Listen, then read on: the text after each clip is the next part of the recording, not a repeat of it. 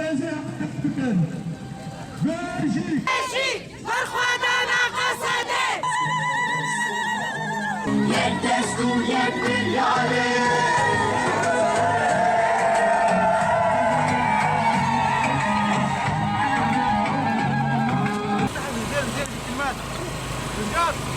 ماذا ماشى كابتن أبون أن بهاج ويقوم بإدارة حذرنا السد وتوهج يدين التصعيد غير المبرر الذي تمارسه الفصائل التابعة للحكومة السورية الانتقالية في دمشق كما يحمله من مخاطر جسيمة تهدد ما تبقى من فرص الاستقرار والسلام في المنطقة.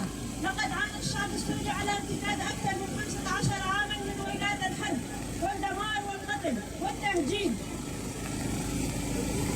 ودفعنا ثمنا باهظا نتطلع اليوم طي صفحة الحرب والعيش بكرامة وأمان.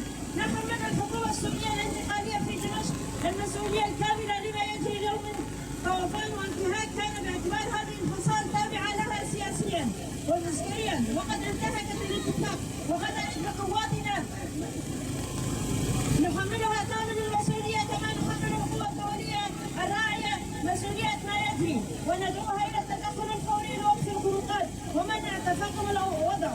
كما ندعو شعبنا إلى التخلي بروح المقاومة الوطنية والمسؤولية وصون الوحدة الوطنية بين جميع مكونات الشعب. إن خيارنا دائما هو الحوار والدفاع عن كرامة وأمن شعبنا والوقوف إلى جانب قواتنا. برخوادانا قصده بيجي برخوادانا قصده بيجي برخوادانا قصده